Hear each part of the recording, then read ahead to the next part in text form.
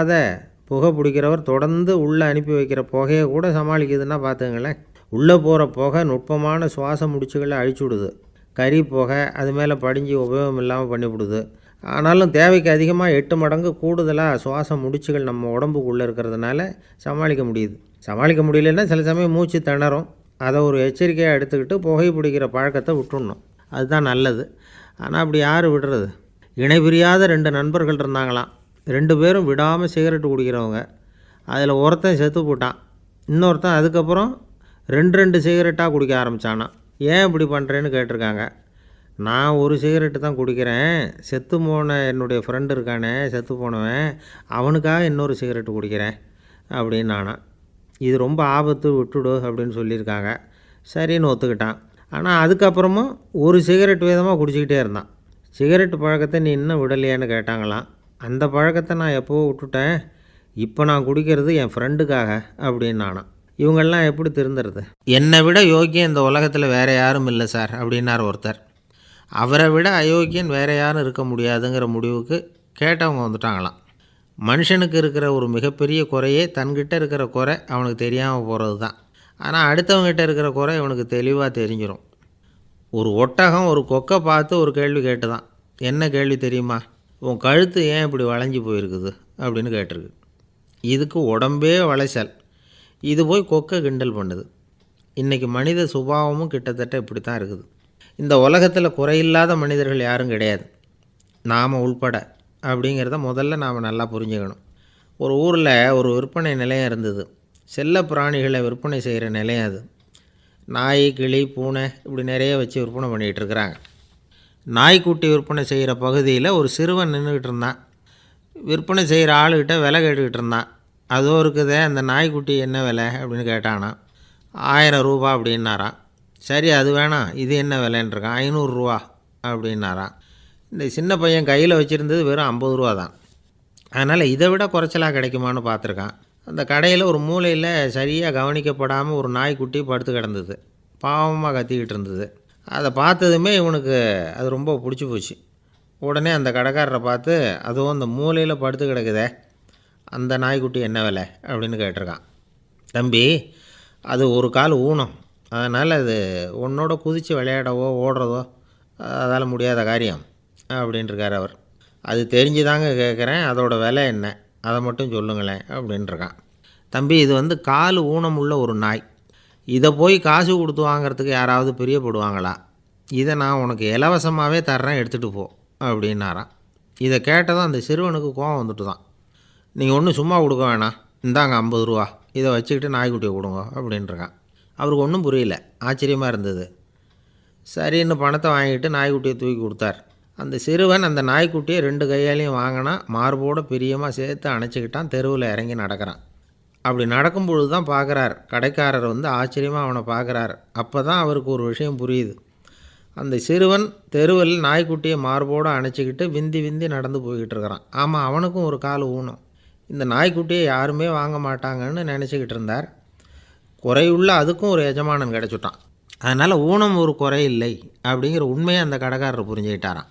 நம்மால் ஒருத்தர் கொஞ்சம் வயசானவர், எழுந்திரிச்சு சரியாக நடக்க முடியாது, சாய்வு நாற்காலியிலேயே எப்பவும் உட்காந்துருப்பார். அவர் தனக்கு துணையாக ஒரு நாயை பக்கத்தில் வச்சுருந்தார். அதுவும் ரொம்ப வயசான ஒரு நாய், எழுந்திரிக்கவே சிரமப்படும், நடக்கவும் முடியாது. அவர் பக்கத்துலேயே இதுவும் சோர்ந்து போய் படுத்து கிடக்கும். அந்த பெரியவரை பார்க்க வந்த ஒருத்தர் கேட்டார், ஏங்க, ஒரு சின்ன பையனை உங்களுக்கு துணையாக வச்சுக்கக்கூடாதா? இந்த நாயை உங்களுக்கு பாதுகாப்பாக வச்சுருக்கிறீங்களே, உங்களுக்கு ஒரு ஆபத்துன்னா இது எப்படி உங்களுக்கு உதவ முடியும் அப்படின்னார். அப்போ அவர் சொன்னாராம், எனக்கு ஒரு ஆபத்துன்னா அந்த சமயத்தில் இந்த நாய் என்னை தனியாக விட்டுட்டு ஓடி போயிடாமல் இருக்கணும்ல, அதுக்காக தான் இதை நான் வச்சுருக்கிறேன் அப்படின்னாராம். நம்மளில் சில பேர் ரொம்ப தைரியமாக இருப்பாங்க. நாம் கூட சொல்கிறது உண்டு, அந்த ஆளுக்கிட்ட வர்றதுக்கு எமன் கூட பயப்படுவான் அப்படின்னு சொல்கிறது உண்டு. தைரியசாலிகளை நெருங்கிறதுக்கு யமன் பயப்படுவான் அப்படின்னு சொல்கிறது உண்மை தான், அது பொய் இல்லை. மன வலிமை இருக்குது பாருங்கள், அது மனுஷனை காப்பாற்றும். இது மருத்துவ ரீதியான உண்மை. உடல் கோளாறுகள் மன ஆரோக்கியத்தை பாதிக்கும். மன எழுச்சி, மன போராட்டம் இதெல்லாம் உடல் இயக்கத்தில் மாறுதலை உண்டாக்குது. சில வகையான நோய்களுக்கும் மனசுக்கும் இருக்கிற சம்பந்தம் என்னங்கிறத பற்றியெல்லாம் இப்போ ஆராய்ச்சி பண்ணுறாங்க. ஆஸ்மா, மூட்டு வலி, பெருங்குடல் அழற்சி, உயர் இரத்த அழுத்தம், சோரியாசிஸுங்கிற தோல் வியாதி, வயிற்று புண்ணு, இந்த தைராய்டு நச்சுத்தன்மை, இது மாதிரி நோய்களை உண்டாக்குறதுல மனசோட பங்கு என்னங்கிறத பற்றியெல்லாம் ஆய்வு பண்ணி பார்த்துருக்குறாங்க. எதுக்கு எடுத்தாலும் சோர்ந்து போகிறது, தோண்டு போகிறது, இப்படிப்பட்ட மனவாகு, அதோட யாரும் நமக்கு உதவ முடியாது அப்படிங்கிற மனோபாவம், கைவிடப்பட்ட மனநிலைமை, இதெல்லாம் நோயோட தீவிரத்தை ரொம்ப அதிகரிக்க செய்யுதான். இவங்கெல்லாம் அந்த கை கால் வலிக்குது, உடம்பு அசதியாக இருக்குது, தூக்கம் வரல, முதுகு வலிக்குது, உடம்பில் உணர்ச்சி குறையுது, கை கால் விரல்லாம் மரத்து போகுது, இப்படி ஏதாவது சொல்லிக்கிட்டு டாக்டர்களை தேடி வந்துக்கிட்டு இருப்பாங்க. நெஞ்சு வலி யாருக்கு வருது தெரியுமா? பதற்றம், போட்டி மனப்பான்மை, அளவுக்கு அதிகமான வேகம், துடிப்பு, பேராசை, இதுலேயும் கட்டுப்பாடு, நேரம் தவறாமை, அப்புறம் இதெல்லாம் உள்ள மனவாக உள்ளவங்க இருக்கிறாங்கள்ல, அவங்க பெரும்பாலும் நெஞ்சு வலிக்கு ஆளாயிடுறாங்களாம். ஃப்ரீட்மேன் அப்படிங்கிறவர் நிறைய ஆராய்ச்சியெல்லாம் பண்ணி பார்த்துட்டு இதை உறுதிப்படுத்தியிருக்கிறார். அவர் பண்ணின ஆராய்ச்சியில் என்னெல்லாம் தெரிய வந்தது தெரியுமா? பொறுப்பு அதிகம் உள்ளவங்களுக்கு கண்டிப்பாக இரத்த அழுத்தம் வரும், அதிகமாக இருக்குமா. அதே மாதிரி கண்டிப்பாக இருக்கிறாங்கல்ல, அவங்களுக்கும் இரத்த அழுத்தம் அதிகரிக்குமா. இரத்த அழுத்தம் தனக்கு அதிகமாக இருக்குங்கிறத தெரிஞ்சுக்கிட்டவங்க தலைவலி, மயக்கம், இந்த தலை சுத்தல், அசதி, இது மாதிரியான உணர்வுகளை அவங்களுக்கு வந்துடும், அது மாதிரி உணர்வு. ஆனால் உண்மை என்ன தெரியுமா? இதெல்லாம் இரத்த அழுத்தத்தினால இல்லை, இரத்த அழுத்தம் கட்டுப்பாட்டுக்குள்ளே இருந்தால் கூட இவங்க இப்படி நினைக்கிறாங்களாம். இதுக்கு காரணம் மனசு தான் அப்படிங்கிறார் அவர். சில பேர் எப்படி தெரியுமா? ஒருத்தர் மாரடைப்பால் இறந்து போனார் அப்படின்னு கேள்விப்பட்டால் போதும், இறந்து போகிறதுக்கு காரணம் இதயம்தான் அப்படிங்கிற பீதியால், இதய தளர்ச்சி அப்படிங்கிற மனநோயால் பாதிக்கப்படுறார். இவங்கெல்லாம் அடிக்கடி தங்களுடைய இதய பகுதியை தொட்டு பார்த்துக்குவாங்க, நாடியை பிடிச்சி பார்த்துக்குவாங்க, அடிக்கடி மூச்சை உள்ளுக்கு இழுத்து வெளியில் விட்டு வலி வருதா அப்படின்னு பார்த்துக்கிட்டு இருப்பாங்க. வேறு எங்கேயாவது வலிச்சா கூட நெஞ்சை வலிக்குதா அப்படின்னு பார்ப்பாங்க. நெஞ்சு வலிக்குதுன்னு கூட சில பேர் சொல்ல ஆரம்பிச்சிருவாங்க. ஆஸ்மாவுக்கும் மனசுக்கும் சம்பந்தம் உண்டு. தீர்வு காண முடியாத மன போராட்டங்கள் எல்லாத்துக்கும் அடுத்தவங்களையே சார்ந்து இருக்கிற மனநிலை, இதெல்லாம் ஆஸ்மாவினுடைய தீவிரத்தை அதிகப்படுத்திடும். பயம், இது எப்படின்னா என்ன நடக்குமோங்கிற பதற்ற நிலை, அப்புறம் இந்த பயம், இதெல்லாம் சுவாசித்தலை அதிகரிக்க செய்யுது இல்லையா. இதனால் இரத்தத்தின் காரத்தன்மை அதிகமாகி நோயின் தீவிரமும் அதிகமாகுது. மன போராட்டம், மனக்கவலை, மன இறுக்கம், இதெல்லாம் தோல் வியாதியை தூண்டி விடுதான். இது மாதிரி இன்னும் எவ்வளவோ இருக்குது. அதனால் இன்றைக்கி நமக்கு தேவை என்னென்னா மன வலிமை, மலர்ந்த முகம், இது ரெண்டும் இருந்துட்டுதுன்னா பலவிதமான நோய்கள் நம்மக்கிட்ட நெருங்கி வராது. டாக்டர், என்ன நெருங்காமல் இருக்கிறதுக்கு நான் ஒரு காரியம் பண்ணுறேன் அப்படின்னார் ஒருத்தர். அவர் என்ன அர்த்தத்தில் சொன்னார்னா, டாக்டர் அவரை நெருங்காமல் இருக்கிறதுக்கு அவர் ஒரு காரியம் பண்ணுறாராம். நண்பர்கிட்ட சொன்னார். நண்பர் கேட்டார், அது என்ன காரியம் பண்ணுற அப்படின்னு கேட்டார். தினம் ஒரு ஆப்பிள் பழம் சாப்பிட்றேன்னார் அவர்.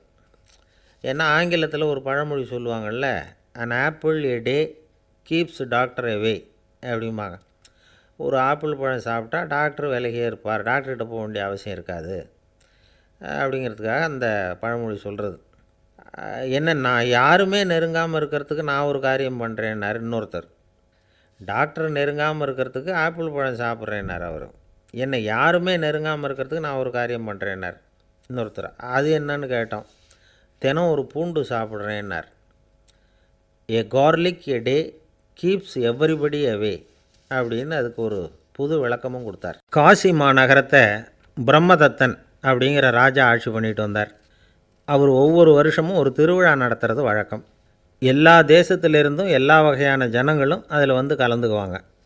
ஒரு சமயம் அது மாதிரி விழா நடந்துக்கிட்டு இருந்தது. வைகுண்டத்திலேருந்து, தேவலோகத்திலேருந்து நிறைய தேவகுமாரர்கள்லாம் காசி நகருக்கு அப்போது வந்திருந்தாங்க. அதில் முக்கியமாக ஒரு 4 தேவகுமாரர்கள், அந்த 4 பேரையும் சுற்றி ஏகப்பட்ட கூட்டம். அப்படி என்ன விசேஷம் அவங்கக்கிட்ட அப்படின்னா, மற்றவங்கள விட அவங்க முகம் அழகாக இருந்ததா அப்படி பார்த்தா அப்படியும் இல்லை. அவங்க அணிஞ்சிருந்த மலர் மாலைகள் தான் அதுக்கு காரணமாக.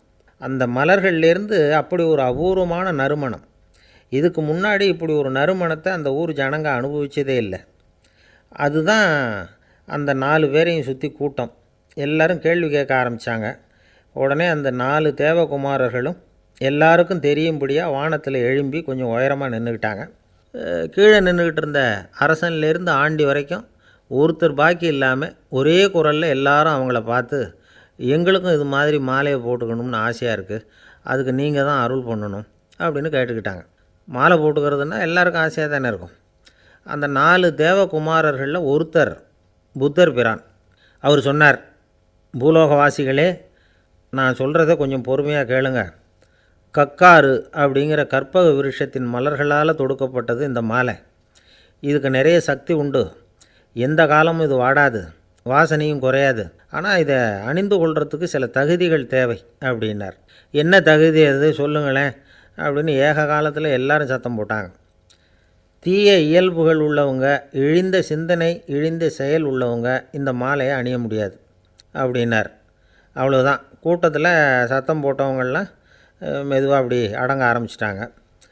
இன்னொரு தேவகுமாரன் சொன்னார், அடுத்தவங்க பொருளை அபகரிக்காதவன், அடுத்தவங்களுக்கு கெடுதல் பண்ணக்கூடிய பொய் பேசாதவன், பேராசையினால் கெட்ட வழியில் பொருள் ஈட்ட நினைக்காதவன் இந்த மாலையை போட்டுக்கலாம் அப்படின்னார். கூட்டத்திலிருந்து யாரும் முன்னுக்கு வரல. ஒரே ஒரு ராஜகுரு மட்டும் கொஞ்சம் முன்னாடி வந்தார். பெரியவர், படித்தவர். அவர், எனக்கு தகுதி இருக்குது அந்த மாலையை போட்டுக்கிறதுக்கு அப்படின்னார். வேறு ஒன்றும் இல்லை, பொய் சொல்லியாவது அந்த மாலையை வாங்கிக்குவோமே அப்படின்னு முடிவு பண்ணிட்டார் அவர்.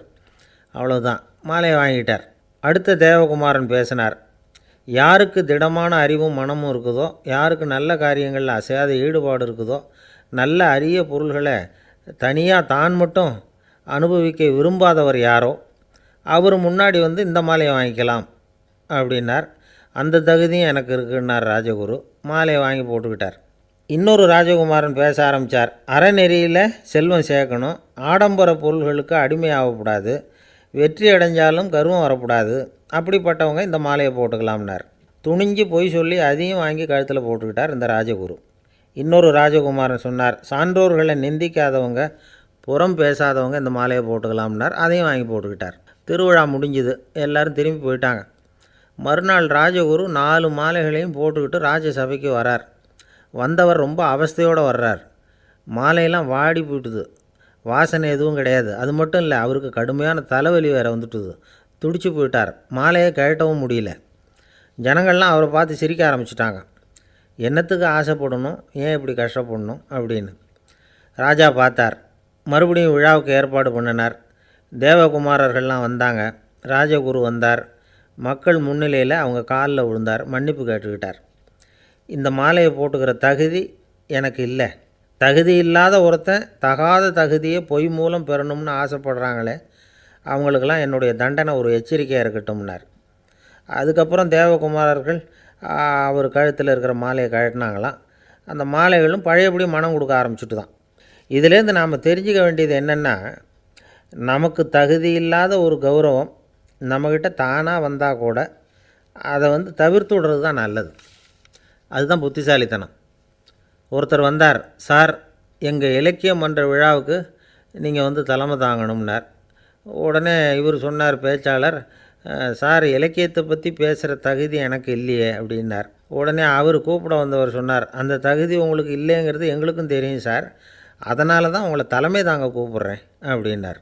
அது சரி, தலைமைன்னா அதுக்கு இவர் என்ன தான் அர்த்தம் பண்ணுறாருன்னு தெரியல. ஒரே ஒரு ஊரில் ஒரு ராஜா இருந்தார். அவர் பேரில் மக்களுக்கு ரொம்ப மரியாதை. அவ்வளவு நல்லா ஆட்சி புரிஞ்சுக்கிட்டு வந்தார். அவருக்கு வயசாகிட்டுது. அதனால் ஒரு நாள் அமைச்சரை கூப்பிட்டார். இதை பாருங்கள், எனக்கு வயசாகிட்டுது, அதனால் இந்த அரச பொறுப்பையெல்லாம் நீங்கள் ஏற்றுக்குங்க அப்படின்னார். அதுக்கப்புறம் ராணியை கூப்பிட்டார். வா, நாம் இனிமேல் இங்கே இருக்க வேணாம், காட்டுக்கு போய் தவம் பண்ணலாம் அப்படின்னு கூப்பிட்டார். இந்த செய்தி மக்களுக்கு அறிவிக்கப்பட்டது. மக்கள் உடனே கூட்டம் கூட்டமாக அரண்மனைக்கு வர ஆரம்பிச்சிட்டாங்க. மன்னரை போய் பார்க்குறாங்க.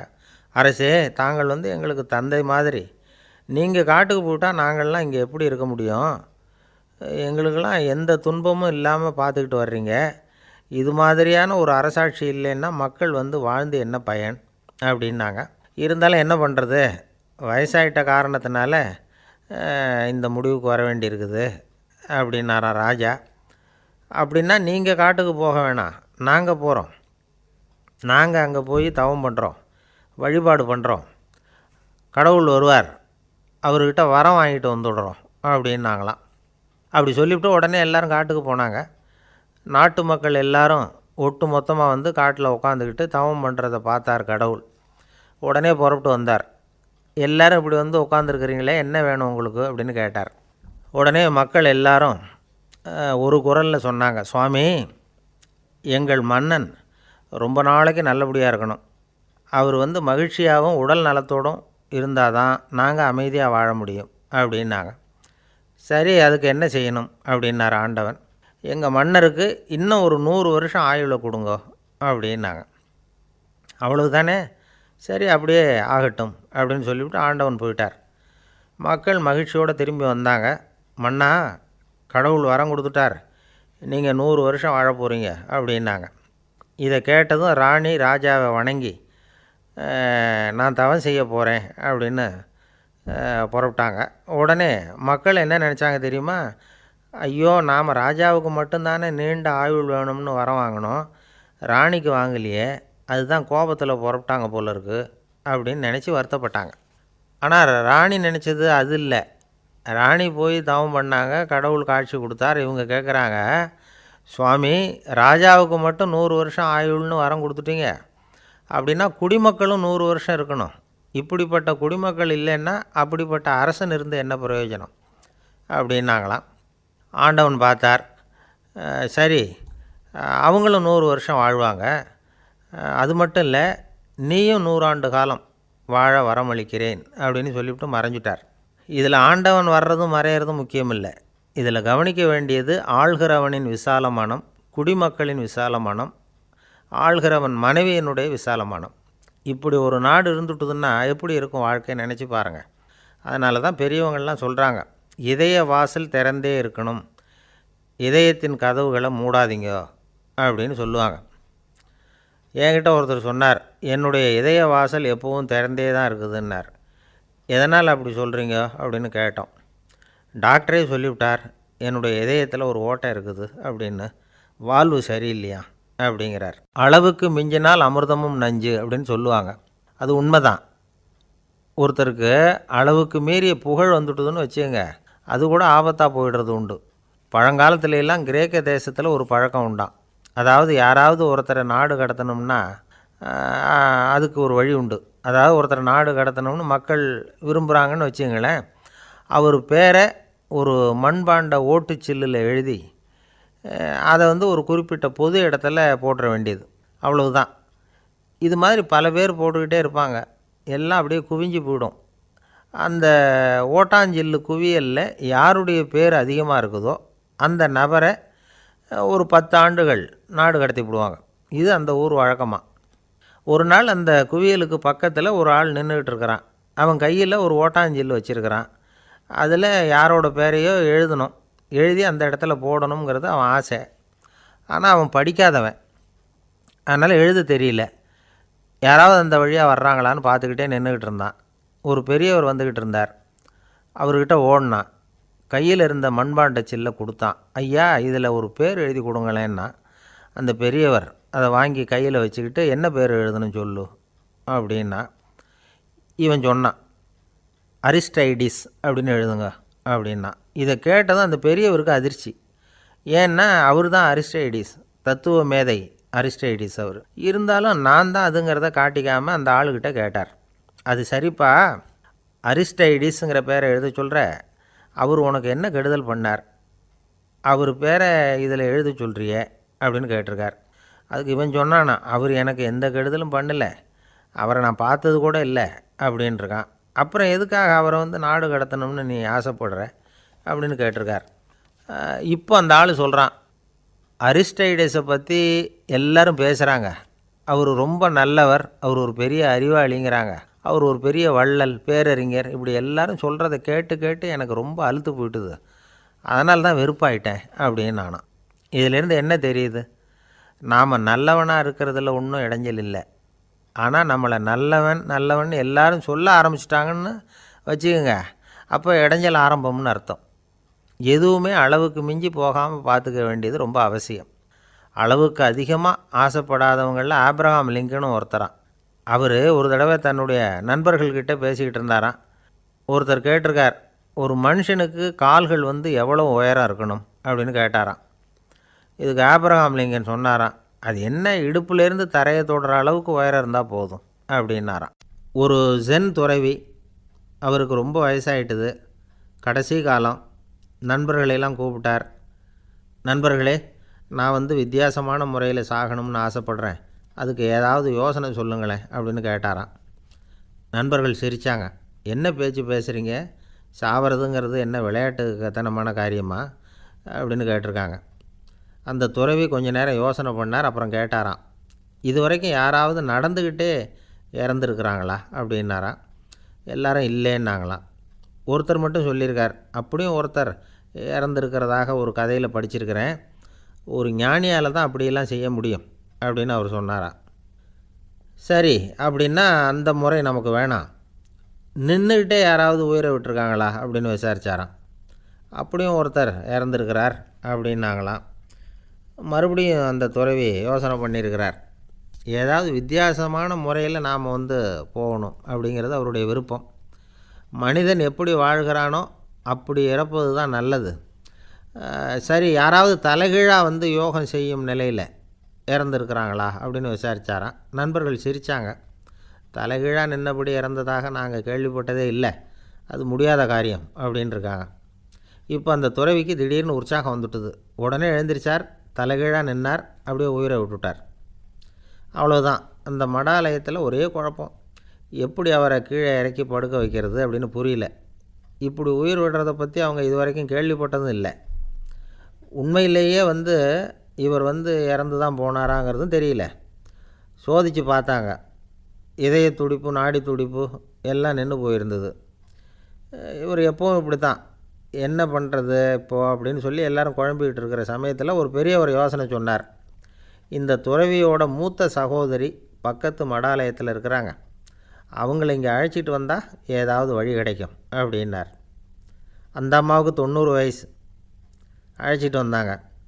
ஒரு குச்சியை ஊன்றிக்கிட்டு அப்படியே மெதுவாக நடந்து வந்தாங்க. வந்து, தம்பி, தலைகீழாக நின்று உயிர் விட்டு இறக்கிறத பார்த்தாங்க. தம்பின்னு கூப்பிட்டு பார்த்தாங்க, ஒன்றும் காணோம். உடனே என்ன பண்ணாங்க, தன்னுடைய கைத்தடியால் தம்பியோட உடலை ஒரு தட்டு தட்டினாங்க. ஏப்பா, சாகிறப்பவும் உன்னுடைய குறும்புத்தனத்தை விடலையா, இப்படியாடா சாகிறது, ஒழுங்காக செத்து தொலை அப்படின்னாங்களாம். அவ்வளவுதான்.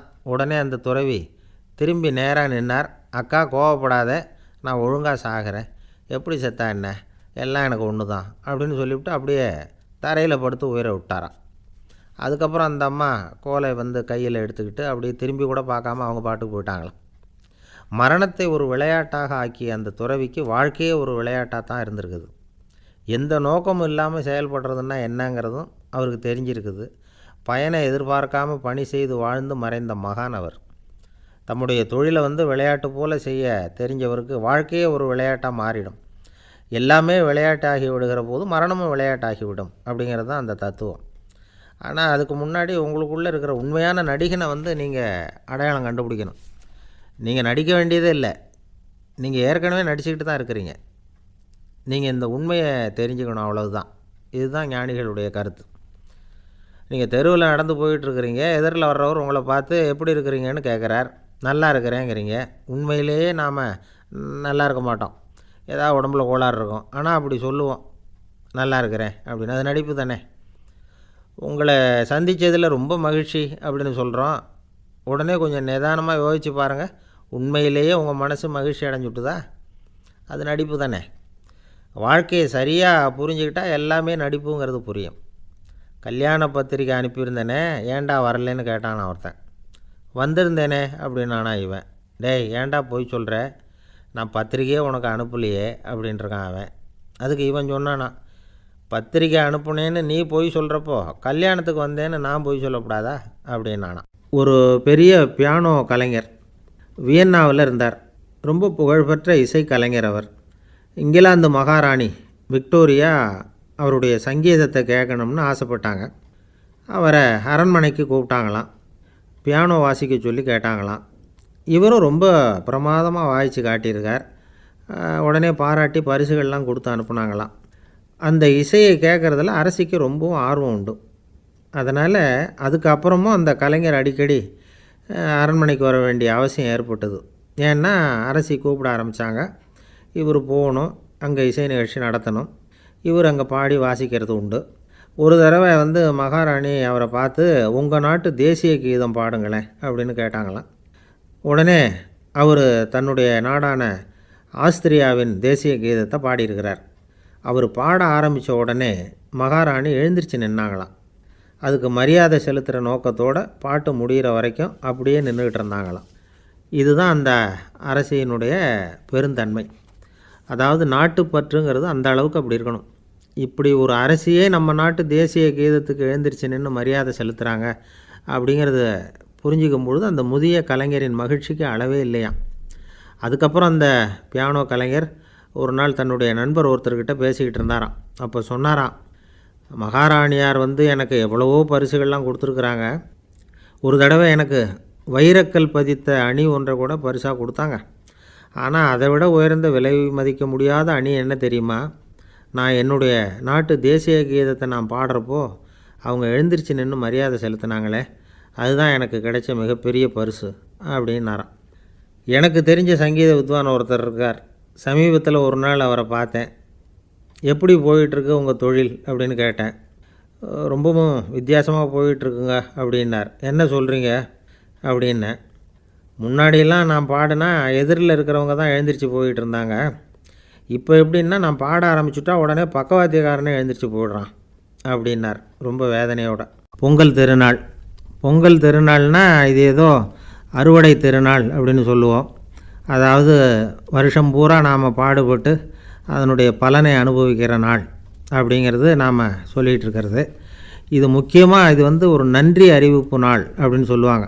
இன்றைக்கி நிறைய நன்றி அறிவிப்பு கூட்டம்லாம் நடந்துக்கிட்டு இருக்குல்ல, அது மாதிரி விவசாயிகள் நடத்துகிற ஒரு நன்றி அறிவிப்பு விழா இது.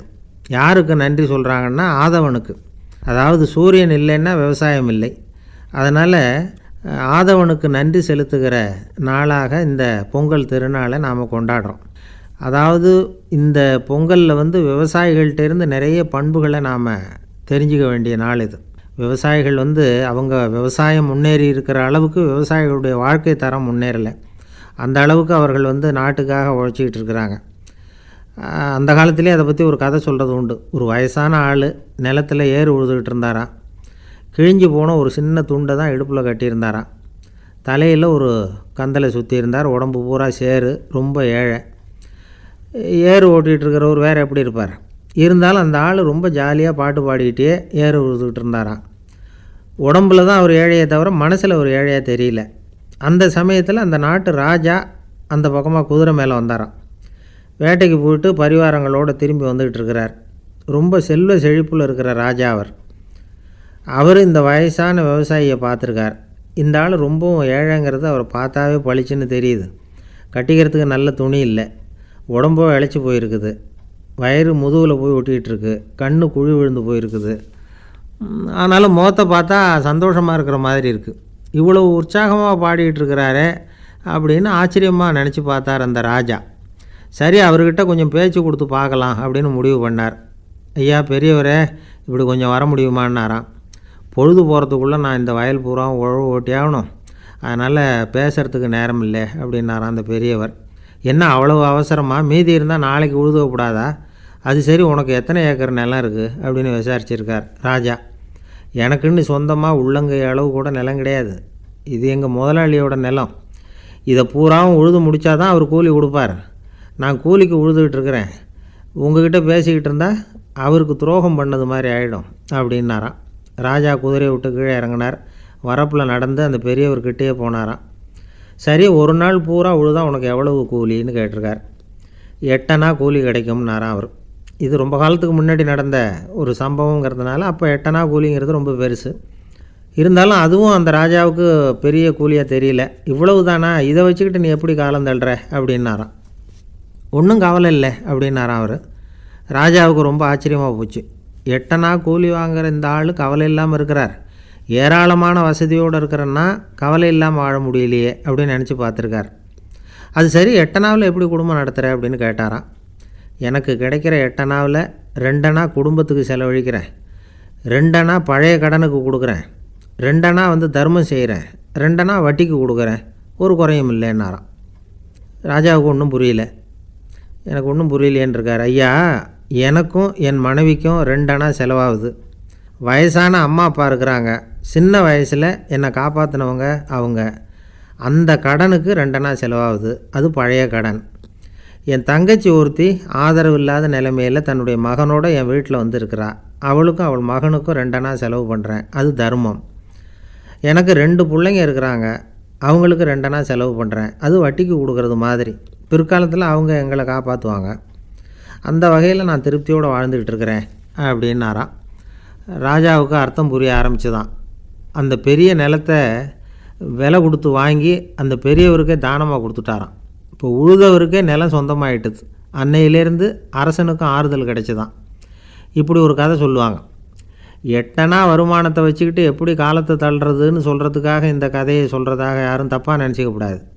கிடைக்கிறத எப்படி பங்கு போடுறார், எப்படி திருப்தியாக வாழறார் அப்படிங்கிறது தான் முக்கியம். அது மாதிரி இன்றைக்கு இந்த பொங்கல் திருநாளில் உழவர்கள் மனசு மகிழ்ச்சியாக இருந்ததுன்னா அது எல்லாரும் மகிழ்ச்சியாக இருக்கிறது மாதிரி அர்த்தம்.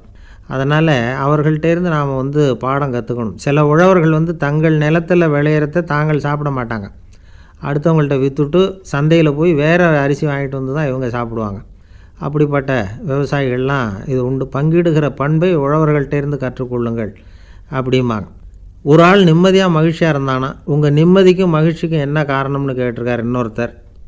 என்கிட்ட இருந்தது பூராவையும் என் பிள்ளைங்களுக்கு சமமாக பங்கு போட்டு கொடுத்துட்டேன், எனக்குன்னு எதுவுமே வச்சுக்கல, அதுதான் நிம்மதிக்கு காரணம்ன்றிருக்கான். உங்ககிட்ட இருந்தது எவ்வளவு இருந்தது அப்படின்னு கேட்டிருக்காரு அவர். மொத்தமாக ஒரு 50,000 ரூபா இருக்கும் அப்படின்னு இருக்கான்.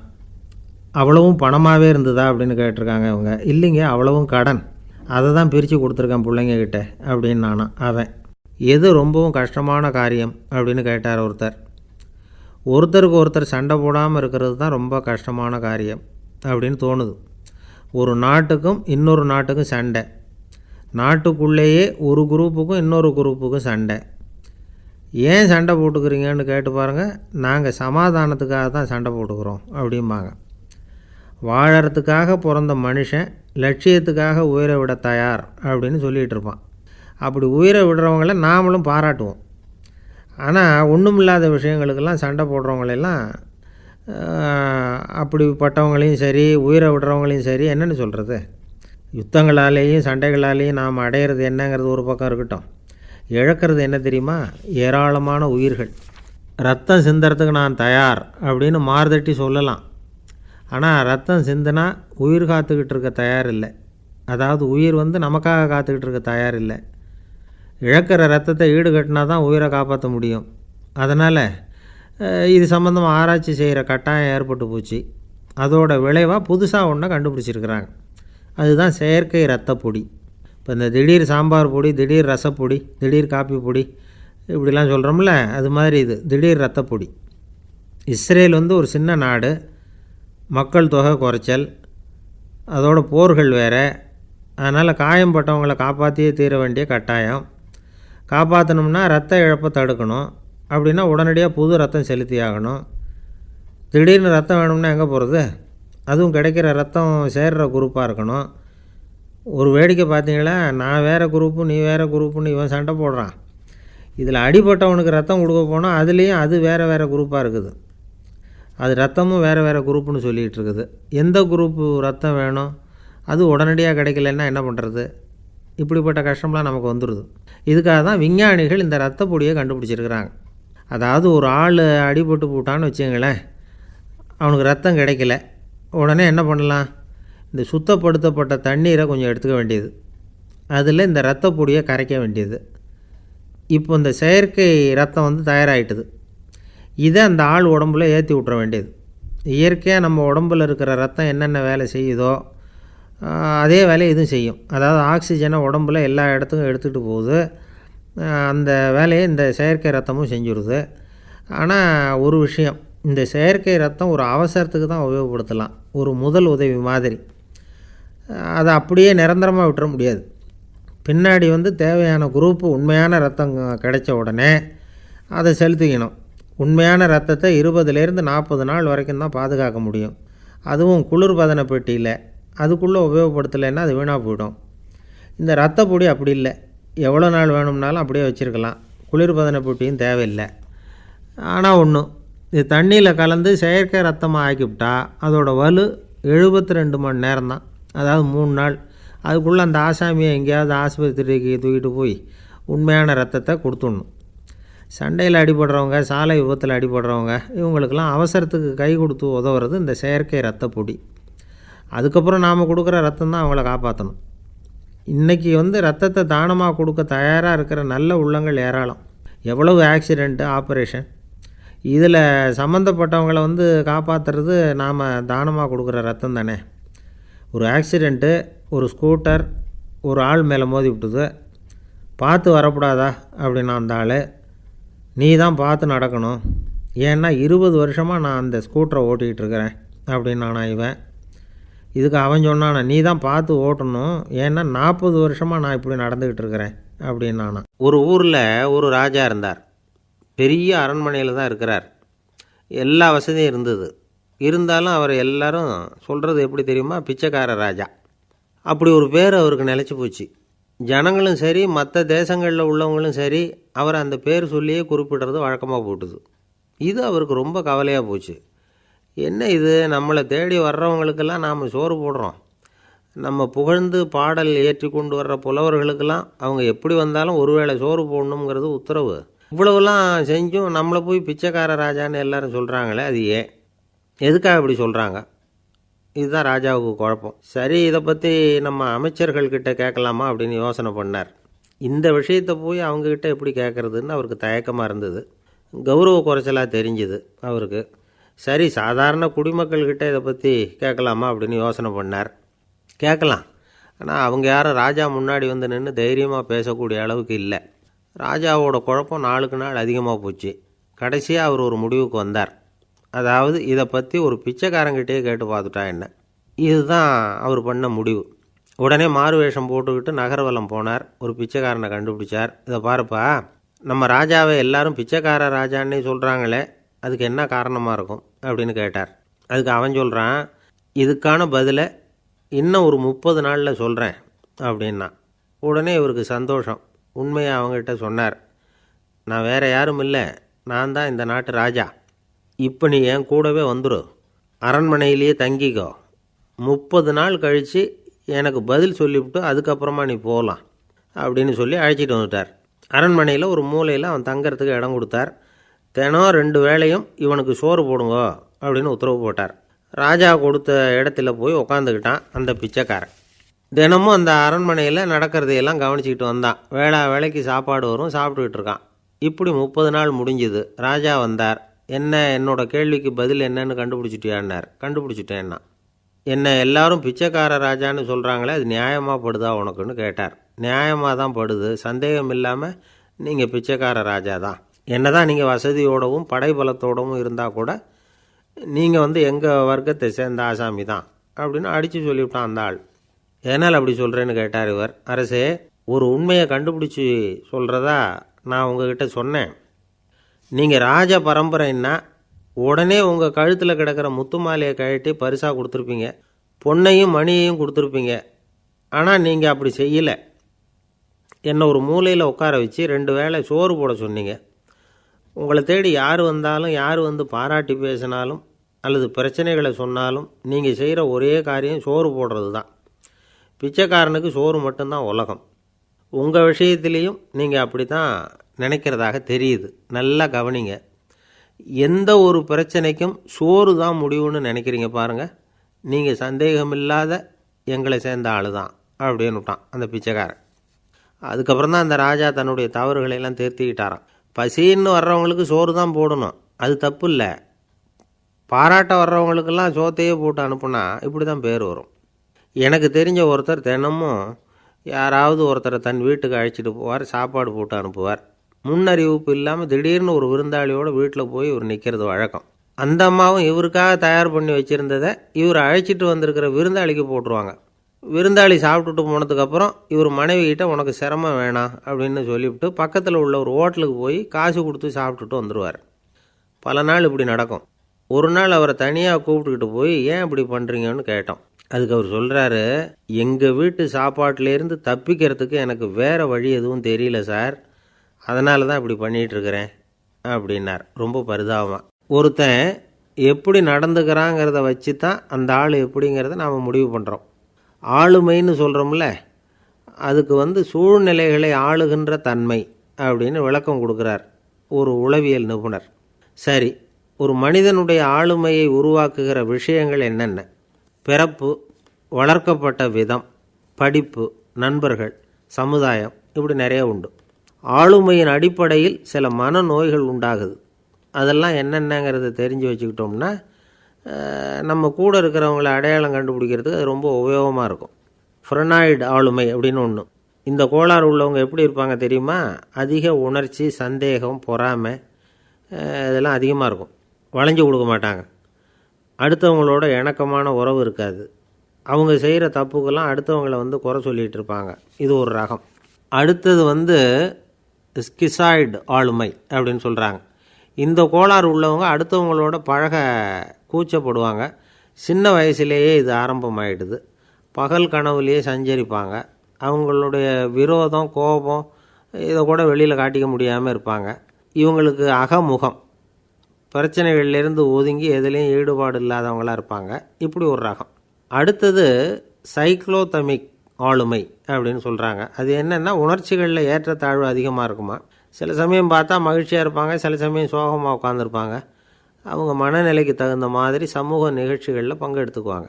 இன்னொரு வகை என்னென்னா எண்ணப்பீடிகை ஆளுமை அப்படின்னு பேர் வச்சுருக்கிறாங்க. அதுக்கு இவங்களுக்கெல்லாம் கரெக்டாக இருக்கணும், எல்லாம் சட்டத்திட்டம், இதுலேயும் ஒரு ஒழுங்குமுறை, இப்படி எதிர்பார்க்குற மனோபாவம். இவங்க எதிர்பார்ப்புக்கும் வரன்முறைக்கும் மற்றவங்க கட்டுப்படணும்னு நினைப்பாங்க. இந்த நிலைமை நீடித்தா என்ன ஆகும் தெரியுமா? அலைக்கழிக்கிற எண்ணங்கள் திரும்ப திரும்ப ஒரே செயலை செய்ய தூண்டுற மனத்தளர்ச்சிக்கு ஆளாயிடுறாங்க. அடுத்தது ஹிஸ்டீரியா ஆளுமை. சின்ன விஷயத்தையெல்லாம் பெருசுப்படுத்தி நாடகமாக்குற நடிகர்கள் இவங்க. உணர்ச்சி அதிகம் உள்ளவங்க. இவங்க மன எழுச்சியில் பக்குவமின்மை, குழந்தைத்தனம், முதிர்ச்சியின்மை எல்லாம் இருக்கும். தன்னலம் மிக்க குணம், பிறர் தன்னை மட்டுமே கவனிக்கணும்னு நினச்சி செயல்படுறது, இதெல்லாம் இவங்க அடையாளம். அடுத்த ரகம் எப்படின்னா வளர்ச்சியற்ற ஆளுமைன்னு சொல்கிறாங்க. அடுத்தவங்களோட இணங்கி போக முடியாதவங்க, அறிவு, மன எழுச்சி, சமூக உறவு இதில் எல்லாம் போதுமான வளர்ச்சியையும் நிறைவையும் பெற முடியாதவங்க. இவங்களால வாழ்க்கையில் முன்னேற முடியாது. பிச்சைக்காரங்க, குற்றவாளிகள், இவங்ககிட்டெல்லாம் இது மாதிரியான ஆளுமை அதிகமாக இருக்குமா. அடுத்தது என்னென்னா சோர்வுடைய ஆளுமை. எதுலேயும் உற்சாகம் இல்லாமல் சோர்ந்து போயிருப்பாங்க. அதுக்கெல்லாம் நமக்கு வலிமை இல்லைப்பா அப்படின்னு சொல்லிகிட்டு இருப்பாங்க. சின்ன விஷயங்களுக்கெல்லாம் அதிர்ச்சி அடையிறது, வாழ்வின் சுவையை அனுபவிக்க முடியாதவங்க. இன்னொரு ரகம் இது கொதித்தெழும் ஆளுமைங்கிறாங்க. எதுக்கு எடுத்தாலும் ஆத்திரம், குரோதம், வன் செயல் இதிலெல்லாம் ஈடுபாடு, இப்படி உள்ளவங்க. நத்தை வகை ஆளுமை அப்படின்னு ஒன்று. அடுத்தவங்க மேலே விரோதம் இருக்கும், அடிக்கணுங்கிற எண்ணம் இருக்கும். ஆனால் அதை அப்படியே வெளியில் காட்டாமல் அதே சமயம் அமைதியான முறையில் வெறுப்பை வெளிக்காட்டுற ரகம். இவங்கெல்லாம் பேசாமல் கம்முன்னு இருந்துக்கிட்டே நினச்சதை நிறைவேற்றிக்கிறவாங்க. முன்ஜாக்கிரதை ஆளுமை அப்படின்னு ஒரு ரகமாக.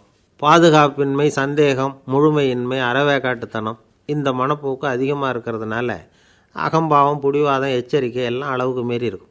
இதுவரைக்கும் நாம் பேசிக்கிட்டு இருந்த ஆளுமை பண்புகள் அளவுக்கு அதிகமாக போயிட்டுதுன்னா ஆளுமை கோளாறுகள் ஏற்படும். அதன் அடிப்படையில் மனவியாதிகள் வருமா. அதனால் இணக்கமான, எல்லாரும் விரும்புகிற இயல்பான ஆளுமையை பெறுவதற்கு நாம் முயற்சி செய்யணும் அப்படிங்கிறது மனோதத்துவ நிபுணர்களுடைய ஆலோசனை. ஒருத்தர் ஒரு மனோதத்துவ டாக்டரை தேடிட்டு வந்தாராம். டாக்டர், எனக்கு மனசில் ஏதோ வியாதி, ஆளுமை கோளாறு, அதாவது எனக்கு சீக்கிரமாக செத்து போனால் தேவையில்லைன்னு தோணுது அப்படின்னாராம். உடனே அந்த டாக்டர், சரி அப்படின்னா இங்கே இருங்க, நான் வைத்தியம் பார்க்குறேன் அப்படின்னாராம். ஆஃபீஸு முடிஞ்சு வீட்டுக்கு போகிற சமயத்தில் ஒருத்தர் கடைக்கு போய் ஸ்வீட் வாங்கினார். சரி, வீட்டுக்கு பிள்ளைங்களுக்கு தான் வாங்கிட்டு போகிறார் அப்படின்னு மற்றவங்க நினச்சாங்க. அவர் அப்படி செய்யலை. அந்த இடத்துலையே பொட்டலத்தை பிரித்தார்.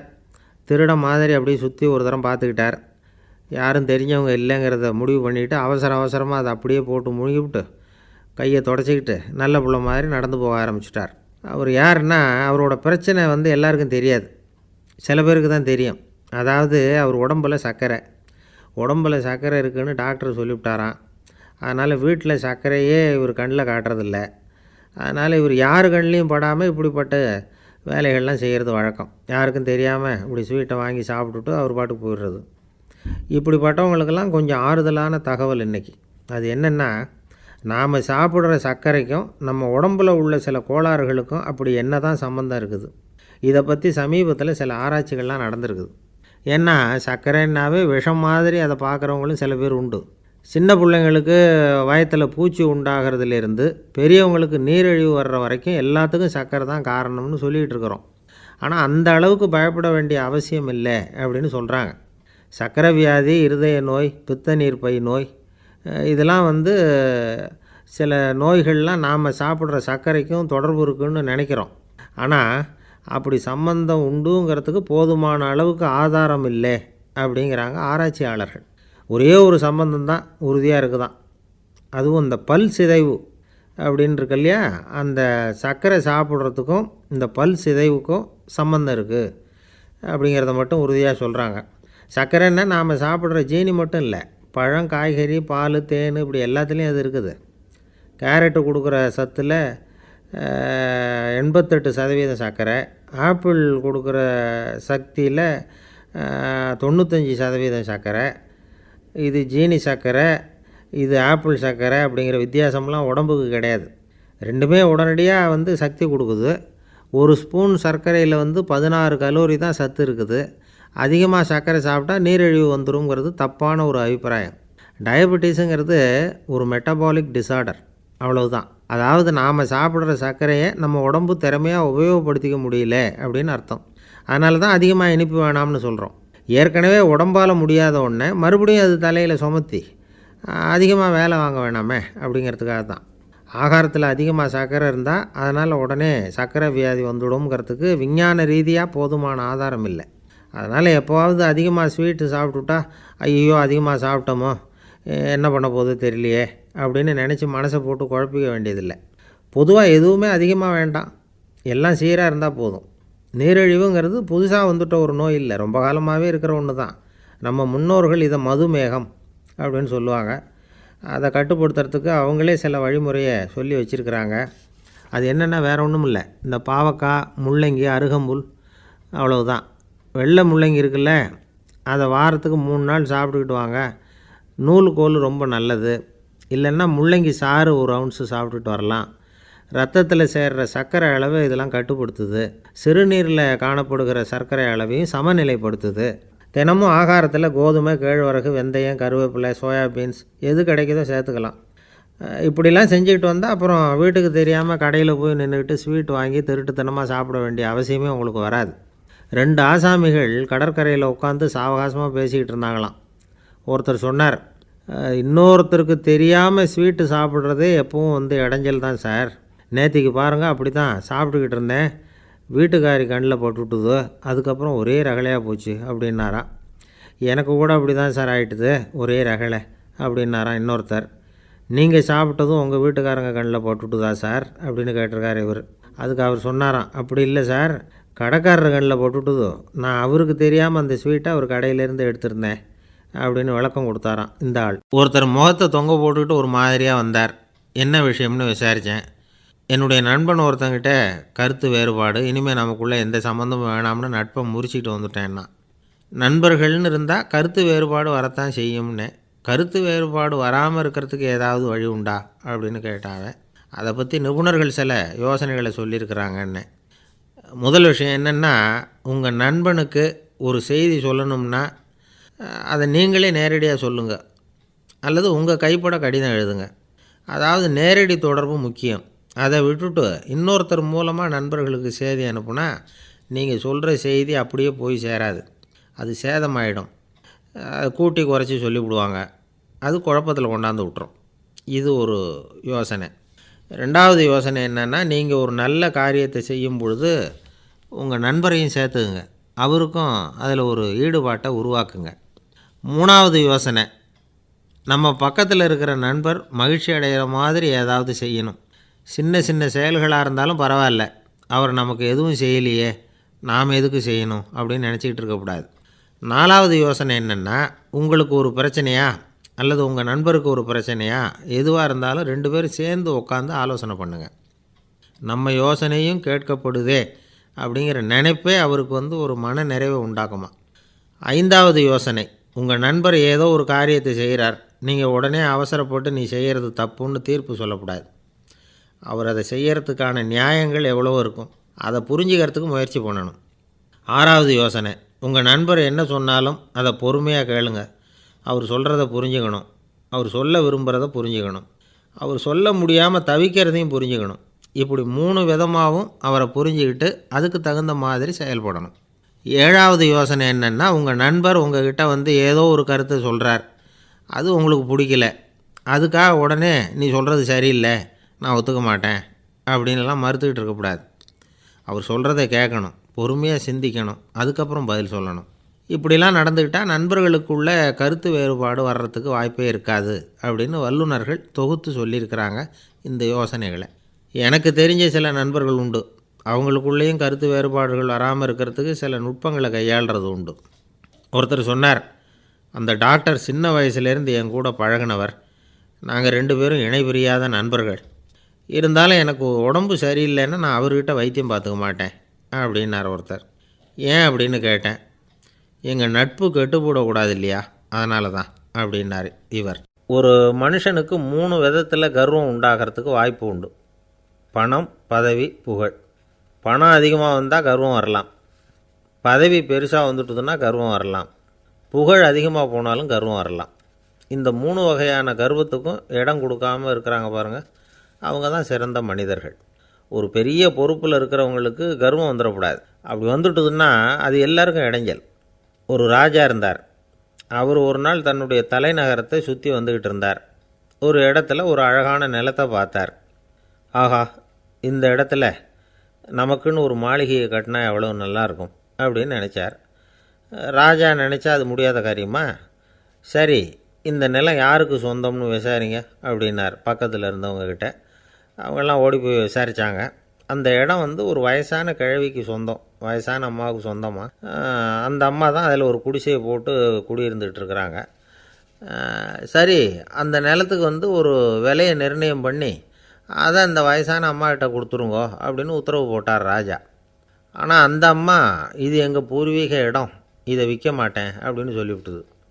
சரி, 2 பங்கு விலை கொடுக்குறோம்னு சொல்லி பாருங்க அப்படின்னாங்க. அப்படியே சொன்னாங்க அரண்மனை ஆட்கள். அதுக்கும் சம்மதிக்கலை அந்த அம்மா. இதை கேள்விப்பட்டதும் ராஜாவுக்கு கோபம் வந்துட்டுது. தன்னுடைய ஆளுங்களை கூப்பிட்டார். போய் அந்த குடிசையை பிரித்து எறிங்க, காசெல்லாம் ஒன்றும் கொடுக்காதீங்க அப்படின்னு கத்தினார்.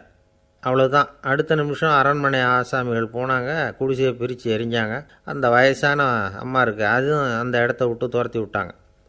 அந்த இடத்துல ஒரு அரச மாளிகையை கட்டி முடிச்சிட்டாங்க. அந்த வயசான அம்மா பாவம், ராஜாவே இப்படி பண்ணால் யார்கிட்ட போய் முறையிட முடியும்? ஒரு ஞானி இருந்தார், அவர்கிட்ட போய் சொன்னாங்க. அவர் இவங்க சொன்னதை கேட்டு மனசில் வச்சுக்கிட்டார். ஒரு நாள் அந்த ராஜாவே இந்த ஞானியை கூப்பிட்டார்.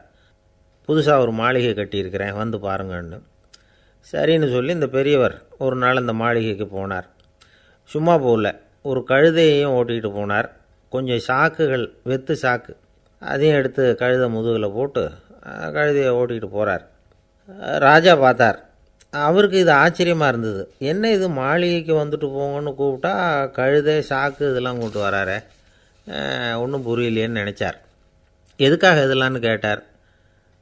அரசருடைய தோட்டத்திலேருந்து கொஞ்சம் மண் எடுத்துகிட்டு போகிறதுக்கு ஆசைப்பட்றேன், அதுக்கு நீங்கள் அனுமதி கொடுக்கணும் அப்படின்னாரு இவர். இது என்ன வேடிக்கையான கோரிக்கையாக இருக்குது அப்படின்னு நினச்சார் ராஜா. இருந்தாலும் மண்ணு தானே கேட்குறாரு, எடுத்துகிட்டு போகட்டுமே அப்படின்னு நினச்சார். சரி, நான் அனுமதி கொடுத்தார். அந்த பெரியவர் தோட்டத்துக்கு போனார், மண்ணை வெட்டினார், சாக்கில் போட்டு நிரப்புனார். ராஜாவை கொஞ்சம் கிட்ட வாங்கன்னு கூப்பிட்டார். இந்த மண் மூட்டையை தூக்கி கழுதையோட முதுகில் வைக்கணும், கொஞ்சம் உதவி பண்ணுங்கன்னார். ஓ, பண்ணுறேனே அப்படின்னு சொல்லி ராஜா கிட்ட போனார். மூட்டையை தூக்கி பார்க்குறாரு, முடியல, திணறி போயிட்டார். இப்போ அந்த ஞானி பேசினாராம். அரசே, இந்த ஒரு சாக்கு மண்ணையே உங்களால் தூக்க முடியல, அந்த கிழவிகிட்ட இருந்து அந்த அக்கிரமமாக அபகரித்த இந்த தோட்டம் பூராவையும் சுமக்கணும்னு ஆசைப்படுறீங்களே, அது உங்களால் முடியுமா அப்படின்னு கேட்டாராம். ராஜா யோசனை பண்ண ஆரம்பித்தார். தன்னுடைய செயலுக்காக வருத்தப்பட்டாராம்.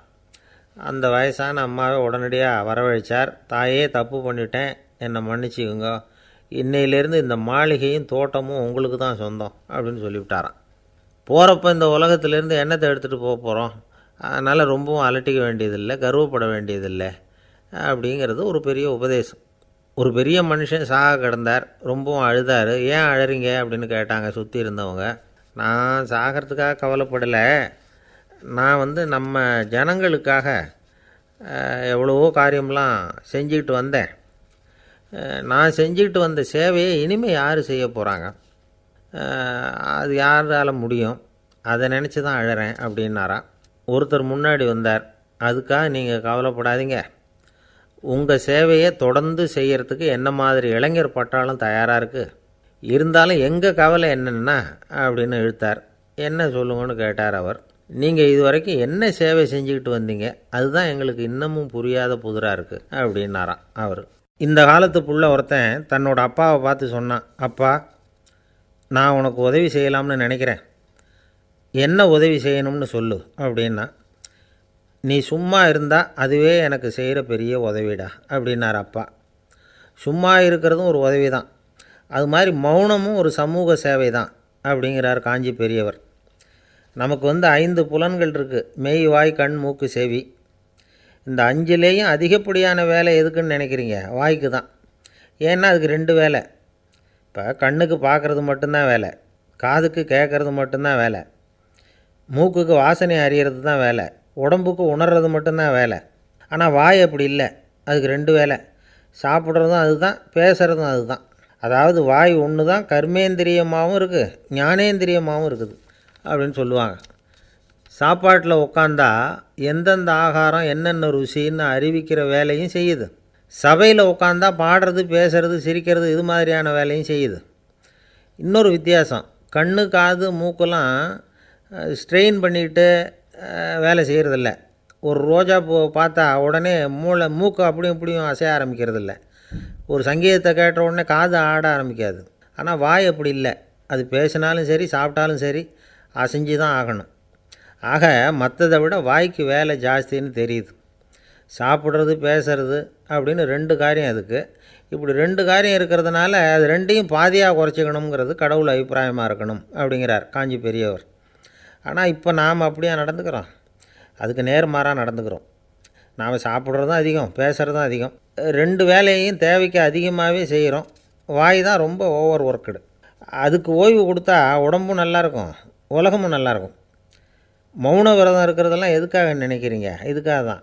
இந்த காலத்தில் மௌனமாக இருக்கிறவங்கெல்லாம் மகத்தான தொண்டு செய்கிறாங்க அப்படின்னு தான் சொல்லணும். சத்தம் அதிகமாக போய் தான் சவுண்டு பொல்யூஷன் வருது. அது மட்டும் இல்லை, மௌனமாக இருந்தால் சண்டை சச்சரவே வராது. மௌனம் கலக நாஸ்தி. ஆக இதுவும் ஒரு சமூக சேவை தான். நமக்கு தான் வாய் இருக்குதேங்கிறதுக்காக வசமாக சாப்பிட்றதும் தப்பு, வளவளன்னு பேசுகிறதும் தப்பு. ஒரு கருத்தை சொல்கிறதுக்கு ஒரே ஒரு சொல்லு போதும் அப்படின்னு இருக்கும்பொழுது 2 சொற்களை செலவு பண்ணாதே. எவ்வளவு சொன்னாலும் அதனால் ஒரு பயனும் விளையாது அப்படின்னு தெரிய வருமேயானால் அந்த ஒரு சொல்லையும் விரயம் பண்ணாதே அப்படிங்கிறார் ஒரு அறிஞர். எல்லா குணங்கள்லேயும் மௌனம்தான் சிறந்தது அப்படிங்கிறார் ஒருத்தர். மௌனமாக இருக்கிறது மூலமாக மற்றவர்கள் குறைகளை நம்மளால் தெரிஞ்சிக்க முடியும். அதே சமயத்தில் நம்மக்கிட்ட இருக்கிற குறைகளை மற்றவங்களுக்கு தெரியாமல் மறைச்சிக்கவும் முடியுங்கிறார் அவர். உண்மை தானே? ஒரு பெரிய மேடை பேச்சாளர், பொது வாழ்க்கையில் 25 வருஷ காலமாக ஈடுபட்டிருக்கிறவர். அவர் மனைவி ஒரு நாள் சொன்னாங்க, எங்கள் வீட்டுக்காரர் 25 வருஷ காலமாக பொது வாழ்வில் ஈடுபட்டிருந்தா கூட இந்த மாதம் 10ஆம் தேதியிலேருந்து தான் மக்களுக்கு சேவை செய்ய ஆரம்பிச்சிருக்கார் அப்படின்னாங்க ரொம்ப பெருமையாக. 10ஆம் தேதிக்கு அப்படி என்ன விசேஷம் அப்படின்னு கேட்டோம். அன்னையிலேருந்து தான் அவர் மேடையில் பேசுகிறத நிறுத்தினார் அப்படின்னாங்க அந்த அம்மா. ஒரு நண்பர் அவசரமாக என்கிட்ட ஓடி வந்தார். அப்புறம் சொன்னார், என்னால் நம்பவே முடியல சார், என் பையனை அப்படி அப்படின்னு சொல்லி ஆச்சரியப்பட்டார். உங்கள் பையன் அப்படி என்ன தான் செஞ்சுட்டான் அப்படின்னு கேட்டேன். என்னால் முடியாத ஒரு காரியத்தை அவன் செஞ்சுட்டான் சார் அப்படின்னார். அது என்னன்னு தான் சொல்லுங்களேன். என்ன 5ஆவது வகுப்பில் அவன் ஒரே தடவையில் தேறிட்டான் சார், அதாவது ஒரே அட்டம்ப்டில் பாஸ் ஆகிருக்கான்.